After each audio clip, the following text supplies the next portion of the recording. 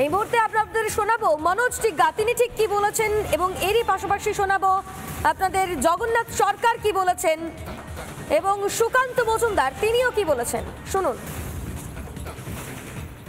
দল বিশ্বাস করেছে, আমরা একজন সাধারণ কর্মী। দল অনেকবার আমাকে সুযোগ দিয়েছে এবং দল আমাকে দুবার বিধায়ক বানিয়েছে, বিধানসভায় অপোজিশন চিফ হুইপ বানিয়েছে।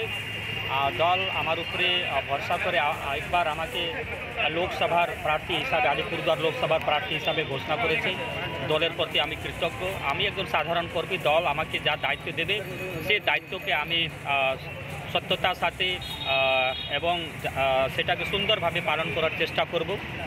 বিগত দিনে কি হয়েছে না হয়েছে সেটাতে আমি যেতে চাই না, কেননা রাজনীতি এবং খেলাতে প্রত্যেক দিনই নতুন দিন হয়।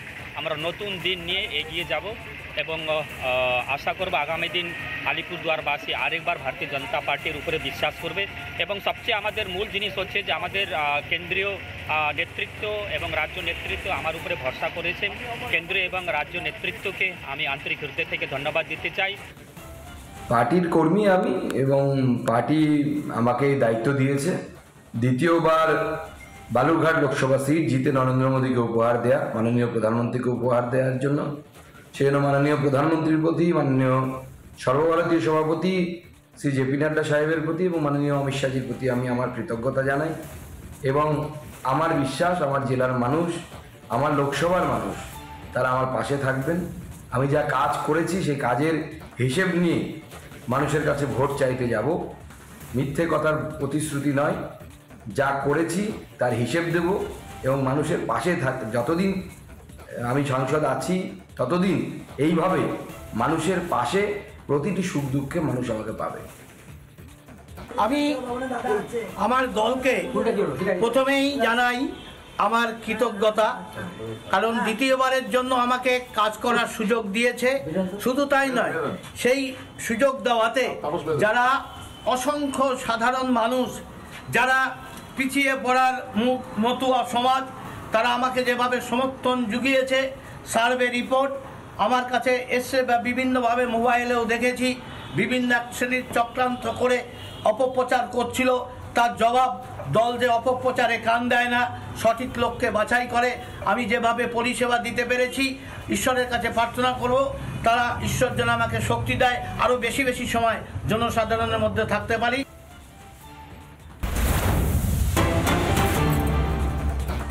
হাওড়ায় বিজেপি প্রার্থী হিসেবে নাম ঘোষণা করা হয়েছে রথীন চক্রবর্তীর, এবং নাম ঘোষণার পরেই প্রচার শুরু করেছে গেরুয়া শিবির। মন্দিরে পুজো দিয়ে জনসংযোগ করছেন রথীন চক্রবর্তী।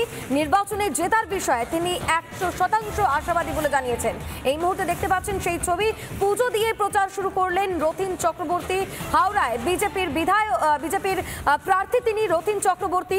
মন্দিরে পুজো দিয়ে জনসংযোগ এবং প্রচার শুরু করেছে গেরুয়া শিবির। নির্বাচনে জেতার বিষয়ে তিনি 100% আশাবাদী। রথীন চক্রবর্তী তিনি কি বলছেন শুনুন।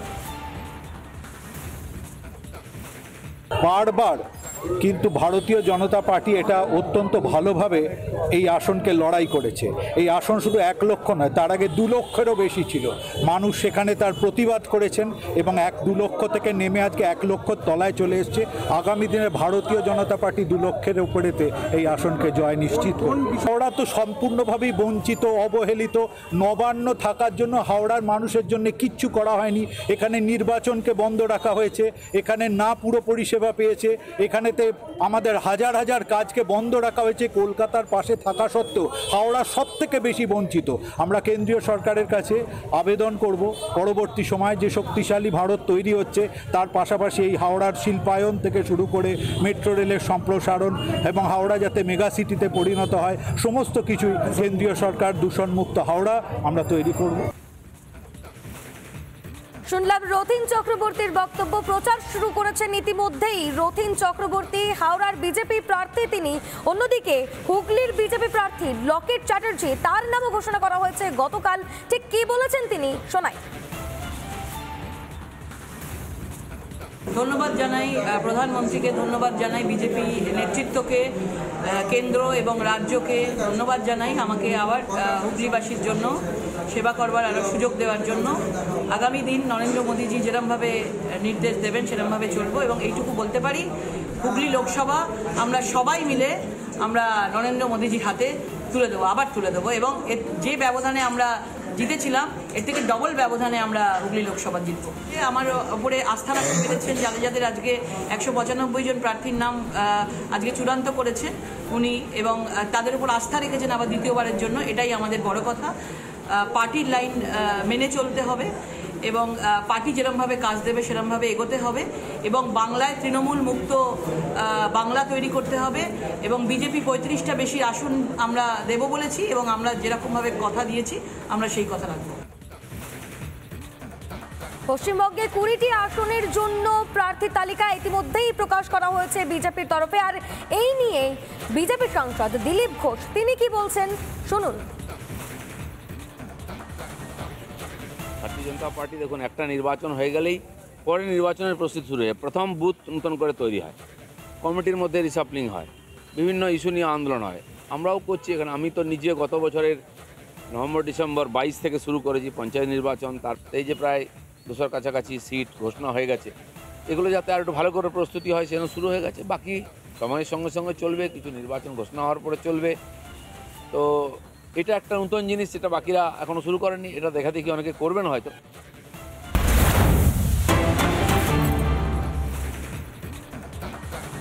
গতকাল কাঁথি কেন্দ্রের জন্য বিজেপি প্রার্থী হিসেবে নাম ঘোষণা করা হয়েছে বিরোধী দলনেতা শুভেন্দু অধিকারীর ভাই সৌমেন্দু অধিকারীর। এবং সৌমেন্দুর জেতার ব্যাপারে আশাবাদী পরিবারের 2 সাংসদ, অর্থাৎ কাঁথি ও তমলুকের সাংসদ দিব্যেন্দু অধিকারী ও শিশির অধিকারী।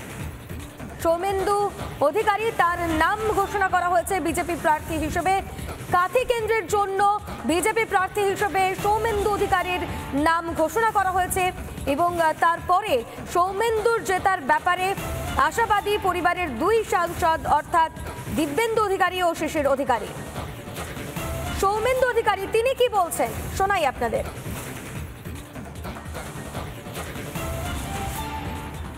আমরা কার্যকর্তা হিসেবে তো এরকম কোনো মনের মধ্যে আশা রাখি, যেটা সিদ্ধান্ত করেছি সেই জল্পনা যেটা সাধারণ মানুষের মধ্যে ছিল, কার্যকর্তারা এগুলো জল্পনা করছিলেন না। তারা জানতেন মোদীজিকে দ্বিতীয়বার প্রধানমন্ত্রী করতে হবে। কাঁথি আসন আমরা মোদীজিকে উপহার দেবো, এটা আমাদের অঙ্গীকার ছিল। কারণ 21-এর ভোটেও আমরা কাঁথি থেকে এগিয়েছিলাম, প্রায় 21,000 ভোটে আমরা কাঁথি থেকে 7 বিধানসভায় কম্পাইজেশন করেন 21 এগিয়েছিলাম। তো এটা আমাদের কাছে চ্যালেঞ্জ। আমরা অবশ্যই এটা সফল হব আশা করি।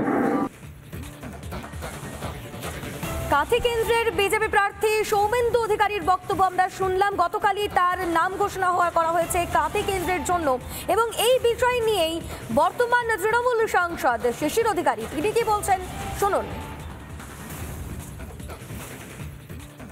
ঠিক লাইনে যাচ্ছে, জাস্টিফাইড হচ্ছে। একটা ইংরেজি চেপে ছেলে অ্যাডমিনিস্ট্রেশন এবং মানুষ চিনে। আমার সঙ্গে কাঁথি, কলকাতা, দিল্লি সব জায়গাটা ভালো করে বুঝি।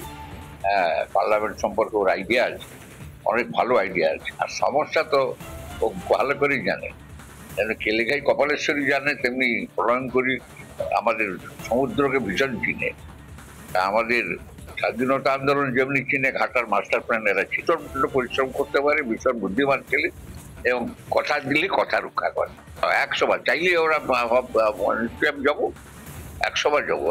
হচ্ছে শুভেন্দু জয়েন করার পরে সবচেয়ে বেশি মানসিক অত্যাচার, মিথ্যা মামলা এবং তাকে পদ থেকে সরিয়ে দেওয়া। মানুষ কোনো ছেলে মেয়েকে কখনো এইভাবে মানসিক টর্চার করতে নেই রাজনীতি করতে গিয়ে। সাংসদ দিব্যেন্দু অধিকারী তিনি কি বলছেন শুনুন।